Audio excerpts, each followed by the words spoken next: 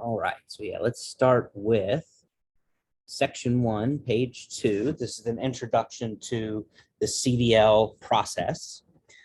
So specifically, just some few things to make note, won't necessarily be on the test, but highlight. So I'll tell you the things that I have highlighted. Not everything I have highlighted you necessarily need to highlight, but I'll try to make note and tell you this is going to be on the test. So this isn't necessarily on the test, but it's that first paragraph, in the middle of the paragraph starts with, on October 26, 1986, Congress passed the Commercial Motor Vehicle Safety Act. And this is the law that sets the minimum standards for licensing of drivers of commercial motor vehicles. So we see that abbreviation CMV, that's commercial motor vehicle. And so the federal government sets the minimum standards, and then states can add additional standards from there. And so there may be times where you hear, oh, well, this is a state requirement or this is a federal requirement. But this is the federal standard that was passed in '86. So then let's go down to section 1.1, commercial motor vehicle. So here, just pay attention to those 4 bullet points.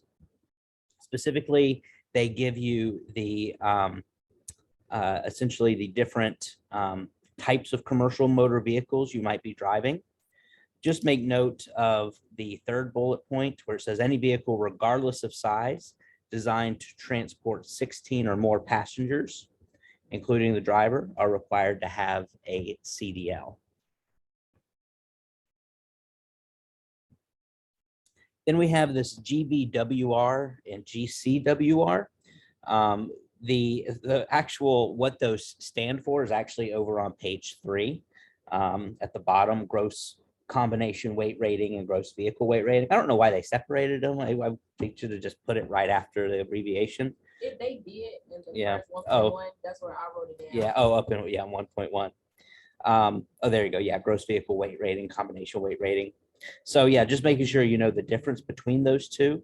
The weight ratings are going to be what the manufacturer says the maximum weight is for either the vehicle itself or a combination. So when we talk about combination, we're talking about the power unit, the trailer, and then the cargo that you're carrying inside. So that's a combination. So then we go down to exemptions, 1.1.2. And just make note of the 4 exemptions, which are actually explained on page 3, and they're the bolded line. So farm vehicle equipment is an exemption. Then you go down under the paragraph to emergency vehicle equipment, emergency equipment or emergency vehicles, military vehicles, and then recreational vehicles. So those are the 4 exemptions. So there may be a question on the test that asks you, which one of these vehicles do you need a CDL to drive, or do you not need a CDL to drive? And so knowing that those 4 are the exemptions will help you get that question right. There are special requirements for certain vehicles that are explained in 1.1.3. The first bullet point is what pertains specifically to us. So it says school buses and other vehicles transporting school children for curriculum-related activities requires an Illinois school bus permit and may require a CDL with P, which stands for passenger, and S, which stands for school bus endorsements. And so that is why for our school buses, you're going through this process of learning all the materials so that you can get your CDL with a passenger and school bus endorsement. So that I'll stop there. That's all there. So let's go down to 1.2.1. These are the driver's license classifications.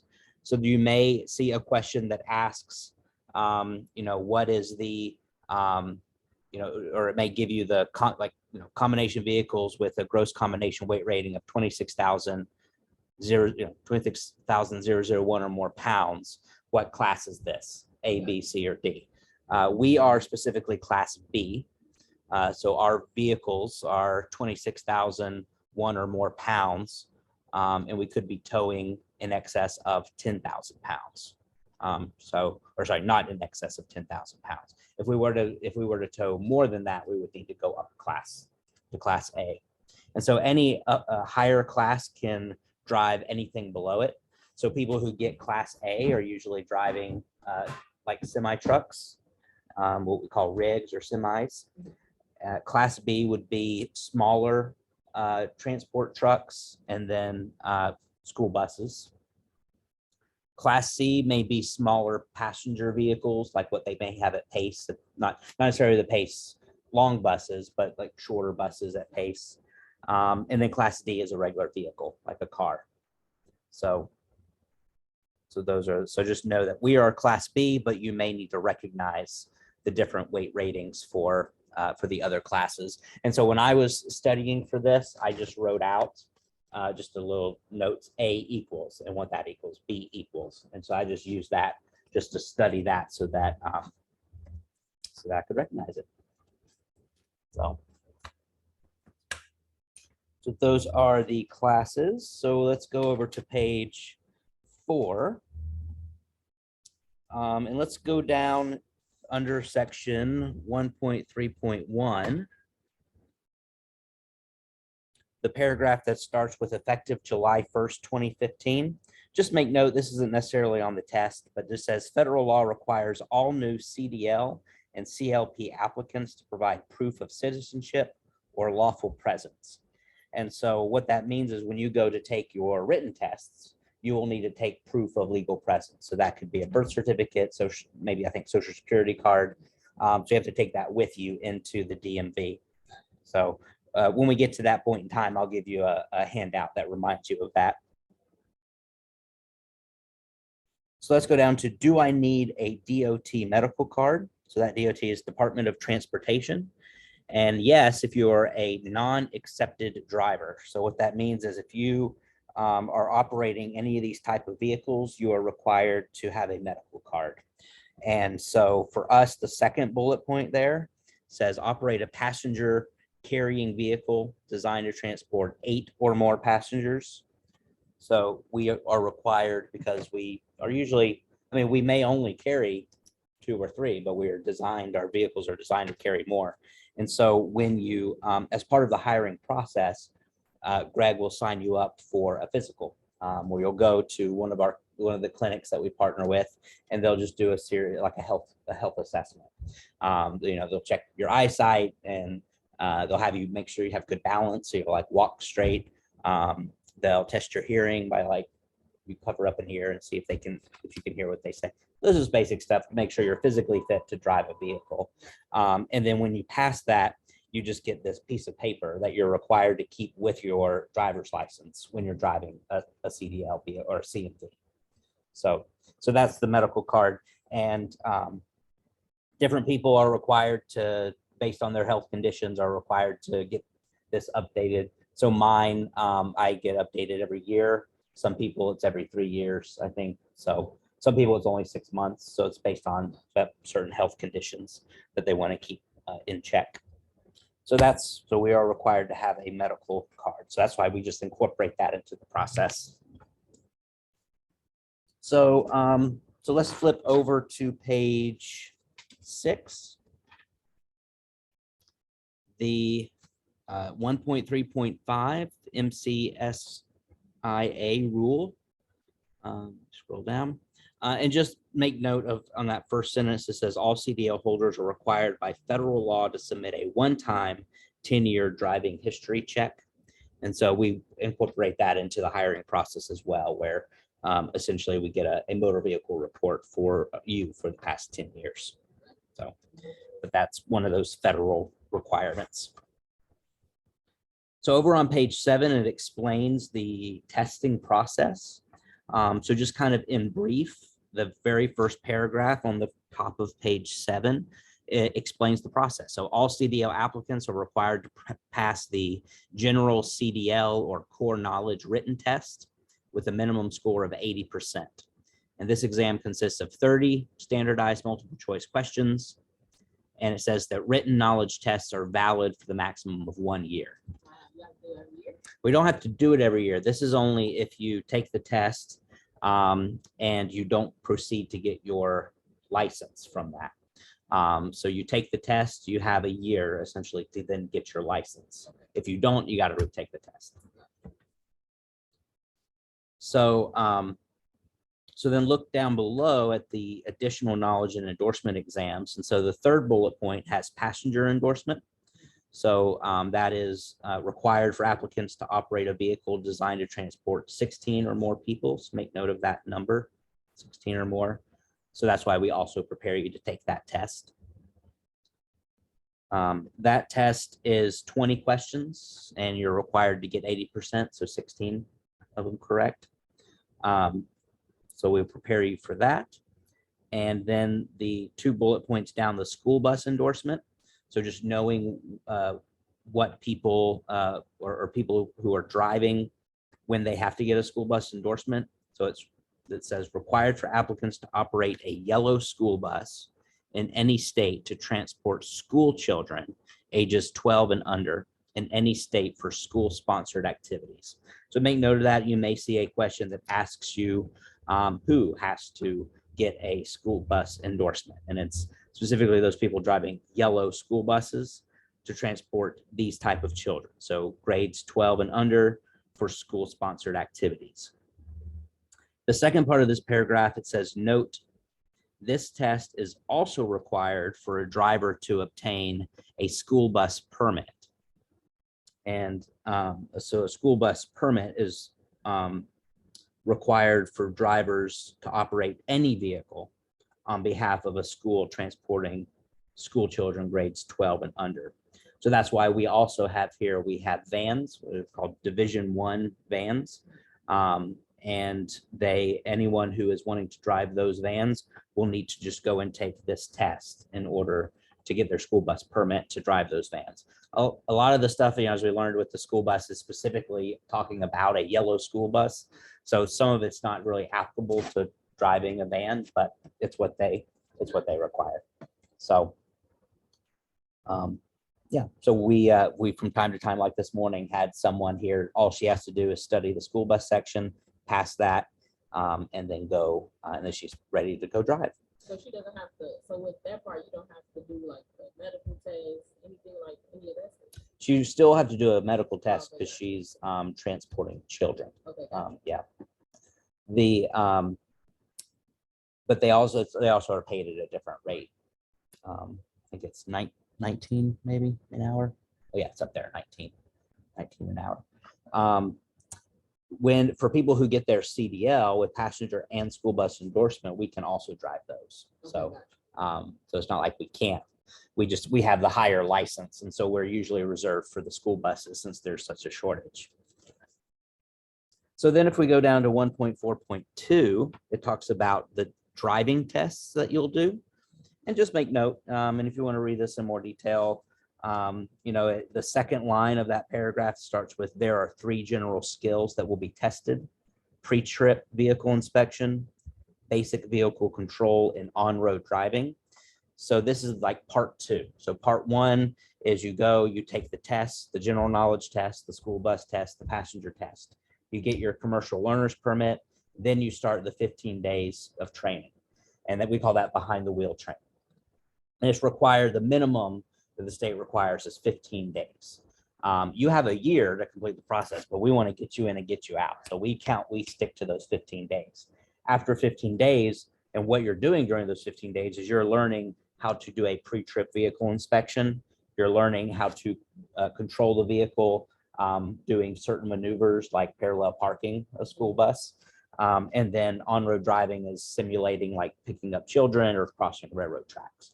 So that's what you're practicing in the driving part. And those are explained in more detail as part of section 1.4.2, but they'll cover that in more detail when you get to the driving portion.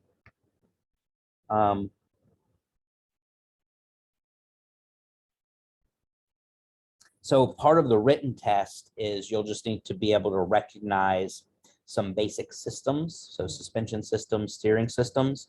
And so you learn about that and you're tested on that in the written portion, but you really get to know it when you do behind the wheel training, because every day you're going out and you're verbally talking through everything that you're looking at. So, so you really get to know it.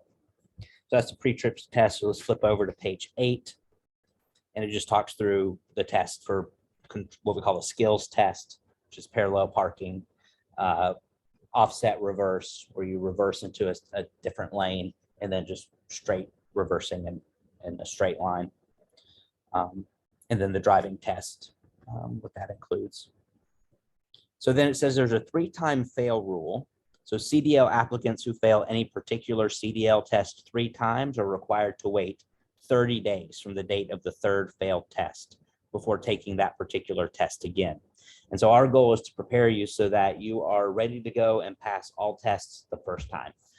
If for some reason you fail one of those 3 tests, you can ask for a printout of what you got wrong. I don't think they give you the specific questions you got wrong, but they give you the sections of the book you should focus on.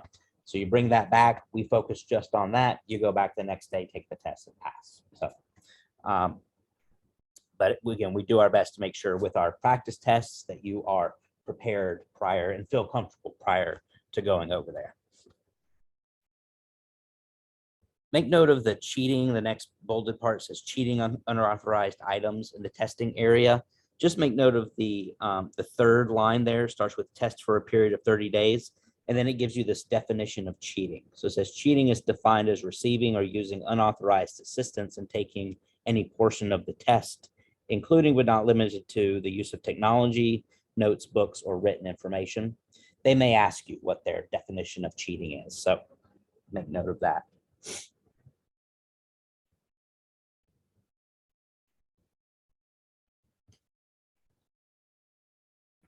Cool. So let's flip over to 9, or just go over to page 9. And at the very bottom, section 1.5.1 talks about alcohol, drug regulations, and disqualifications. I'll direct your attention to the 3rd line down that starts with BAC. It has BAC in parentheses. And then from there, you see it says, a school bus driver may not operate a school bus with a BAC of more than 0.00%, so 0. A CDL holder may not operate a commercial vehicle with a BAC of 0.04%. And then this is the one that trips some people up when they see this question on the test. It says a school bus driver or CDL holder may not drive any other vehicle with a BAC of 0.08% or more. Isn't that the limit anyway? It is, yeah. And so they may ask a question on the test that wants you to either say, what can the way they phrase it is tricky. They say something like, which one of these BAC levels is not allowed for a school bus driver driving a school bus? Well, 0.0%. School, or it may say a school bus driver driving another vehicle.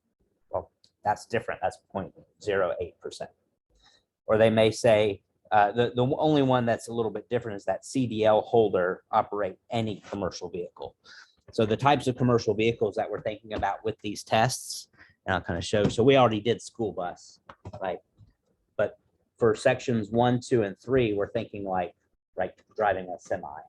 For section 4, transporting passengers, we're going to think like CTA and PACE. And so specifically this section, they're thinking, they're wanting to make sure if you're going to drive this, or that, these are the requirements. So, yep.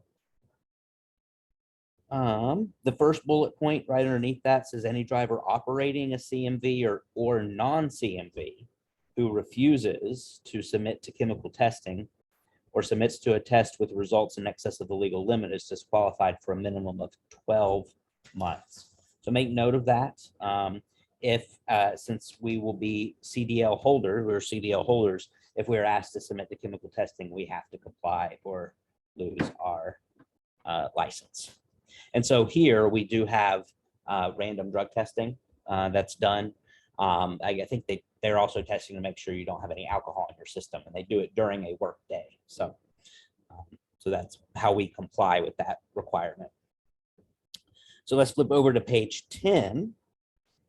And let's go down to serious traffic violations and make note of the first sentence there. It says 2 serious traffic violations in a 3-year period will result in a 60-day disqualification.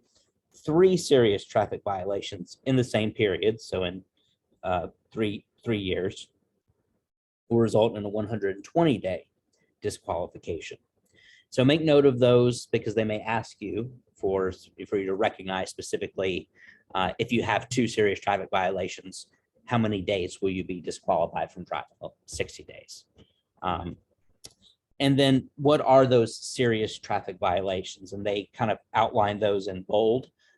So the first is going to be excessive speeding.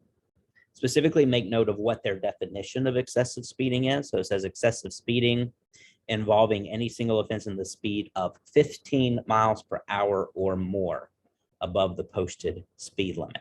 So that is their definition of excessive speeding. So when my wife and I are on the Dan Ryan and everybody is going super fast, like 15, even 20 miles over the speed limit, I no longer go that fast. So like I can't risk it. I can't. So, even though that's the speed of traffic, on the Dan Ryan, people going that fast, I'm going to stay in the right lane and go slower. So then there's the second one is reckless driving. So make note of what their definition of reckless driving is. So it's driving in a manner that exhibits a willful, wanton, or reckless disregard of the safety of persons or property. So if they're just willfully disregarding the safety of people in the way that they're driving, it's considered reckless driving. And then the others, just so you know, in case they usually, these tests are multiple choice, so they would just provide you a list and you would need to recognize which one of these is a serious traffic violation. So another one is no valid CDL, so operating a commercial motor vehicle without a CDL. Following too closely, I find that an interesting one. And part of what we learn about in section 2 is how do we determine if we're following too closely? And there's a formula we use. And so essentially we must be mindful of making sure we give enough space to the person in front of us, or we could get pulled over and charged with it. And then the last one, or not last one on, that was the last one on that page. So if we go over to page 11, the 5th is improper lane usage. So just make note of what they consider improper lane usage. The next is conviction of involving a fatal accident. And then multiple licenses. So you only have 1 license at a time. And then the last one is cell phone and communication device use, specifically texting or using a handheld cell phone while driving. And we'll learn that Bluetooth equipment is allowed, or in vehicle hands-free equipment is allowed, but that's it. But it's not allowed on the school bus. Correct. Right. You're right. You remember that. So then we have 1.5.4 violation of out of service orders. So you'll learn that when we do our pre-trip inspections, if there's any system that impacts the safety of the vehicle that is not operational, then the bus is out of service. And that's for us buses, but the same applies to semis. If there's just, and there's not everything. For example, I have a right rear tail brake light out. That doesn't prevent the vehicle from being driven. If my brakes were having issues, yes, that would be an out. So we'll learn as we go through the pre-trip inspection. And when you do behind the wheel, you learn what things would put the bus out of service. So if something's determined to be out of service, or if the buses or vehicle is determined to be out of service because of an issue and it's driven anyway, then make note of these specific consequences. So 90 days for the first violation, 1 year for 2 violations within 10 years, and then 3 years if you've committed 3 or more violations within 10 years. Just make note of those numbers. So then we go down to 1.5.6, traffic violations in a personal vehicle. So just make note that according to the federal law, the Motor Carrier Safety Improvement Act, if you have a CDL, then you may be disqualified from driving a commercial motor vehicle if you've been convicted of certain types of moving violations in your personal vehicle. And so not parking, thank goodness, not a parking ticket, but certain types of moving violations could cause you to lose your CDL. I'm guessing it's all the ones over here. Yep. Reckless, excessive speeding. Yep.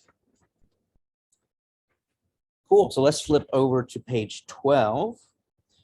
Just a few things to note. The 1.6 kind of repeats some of what we've already talked about. The second bullet point says drivers must notify their employer within 30 days of conviction of any traffic violations, except parking. And this is no matter what type of vehicle was driven. So just make note that you have to inform your employer should that ever happen. And then the last bullet point says CDL holders must notify the Secretary of State's office within 10 days of name address change and must obtain a corrected driver's license within 30 days of name address change. Section 1.7.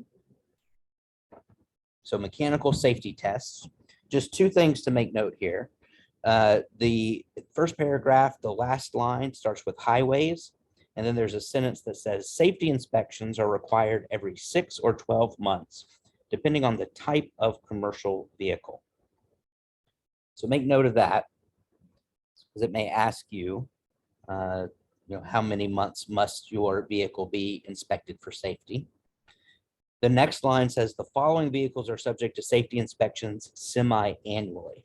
And the second bullet point pertains specifically to us. So buses registered, specifically school buses is in that list, must be inspected semi-annually. So we fall into that 6-month requirement. And so who does this safety check? Well, if you go down 2 paragraphs, the line that starts with garages, it says garages or service stations licensed by IDOT, Illinois Department of Transportation, may make safety inspections. And so what you'll hear people say is, we got to take a vehicle to the safety lane. And it's one of the things that we can get paid to do, which is super easy because we literally drive the vehicle over to the safety lane, let the person inspect it, and then we drive it back. And so, because our mechanics make sure they'll pass before we take it over there.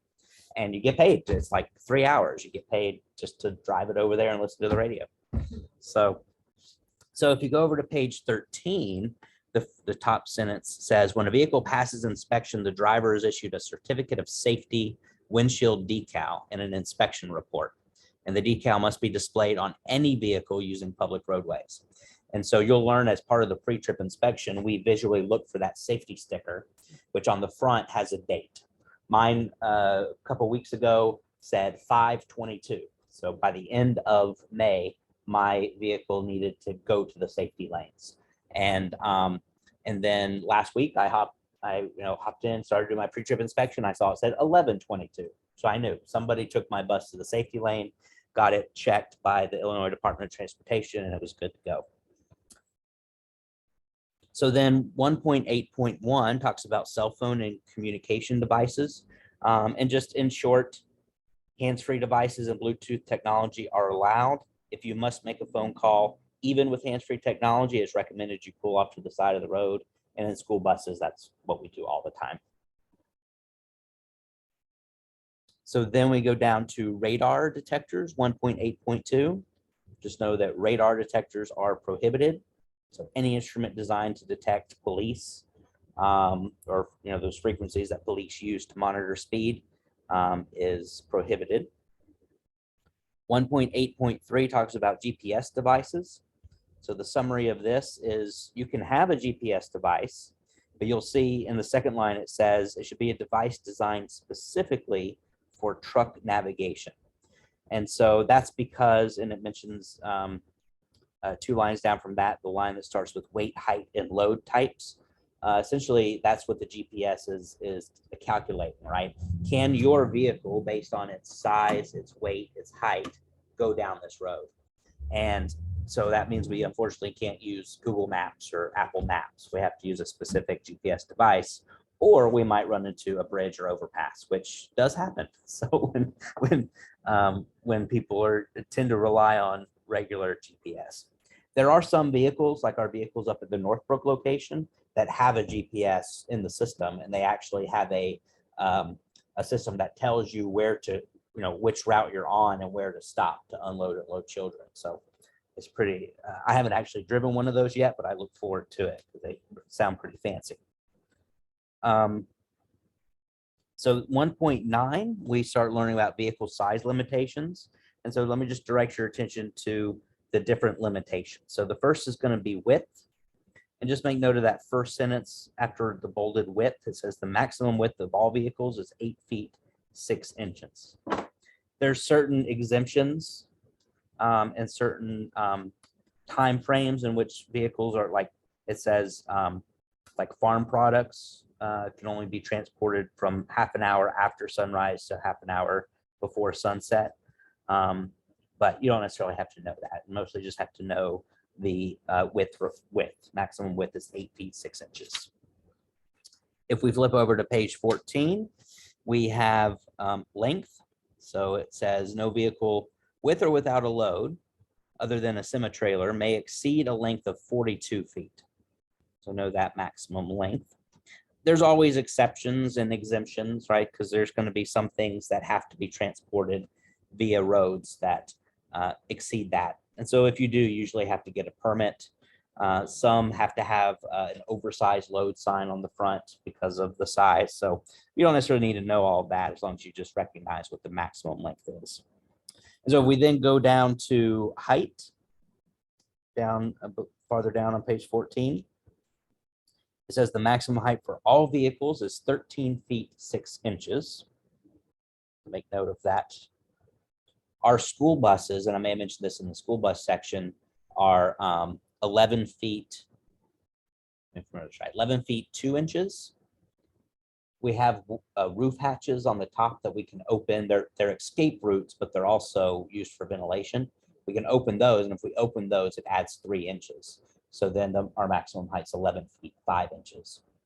And so, for example, on the interstate, for interstate travel, they're expecting taller vehicles. So we note 13 feet 6 inches is going to be the maximum so that these vehicles can get through. But local jurisdictions, bridges may be smaller, lower than that.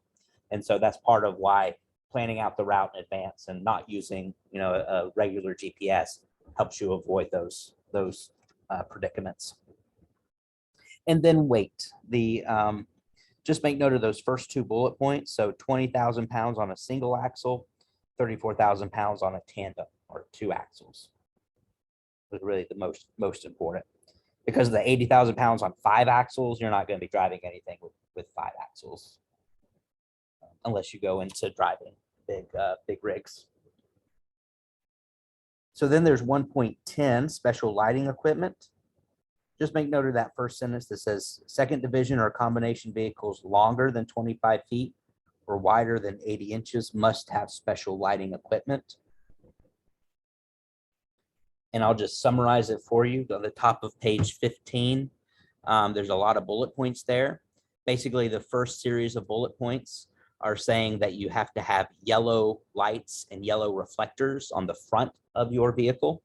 And so we have those. This little school bus out there? Nope. This little school bus doesn't have them in the front, but it has them in the back. So we have 3 yellow, or what we call amber clearance lights on the front. We have amber reflectors that are all on the front. And so just knowing that amber or yellow is the color for reflectors and lights in the front. And then red is the color of lights and reflectors on the back.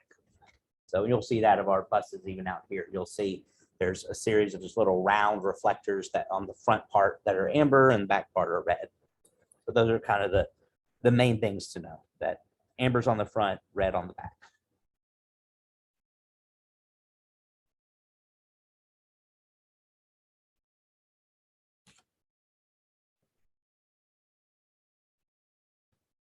So then we go to 1.11, vehicle registration, and just make note of these bolded parts. So first, registration card. So we need to have our vehicle registration in the vehicle at all times, is what the first two sentences are saying.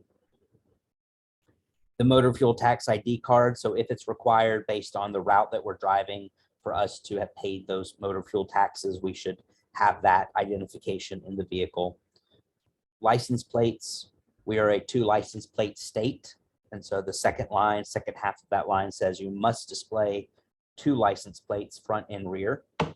Some states are only 1 license plate. So I'm originally from Alabama, and we were only a 1 license plate state. And I got a car, and eventually I moved to Washington State. And so when I arrived in Washington State, I was told, nope, we're a 2 license plate state. And so I had to install a license plate holder on the front of my vehicle so that I could meet that Did requirement. it matter if it was on the front or the back or the back? For in Alabama, it had to be on the back, so 1 on the back. Yeah. Then just know that there are these things called apportioned plates. These are just specific plates that are issued usually if you're traveling interstate. But again, it's not always required. It's mostly for interstate commerce. But just know that it's a thing. And so if they ask you a question of, for example, which one of these things must you have, or is a requirement for interstate travel, and if you see apportioned plates on the list, then that would probably be the correct answer. So that's really all you have to know about there. Cool. So then we can skip. Really the rest of it. So that concludes section 1.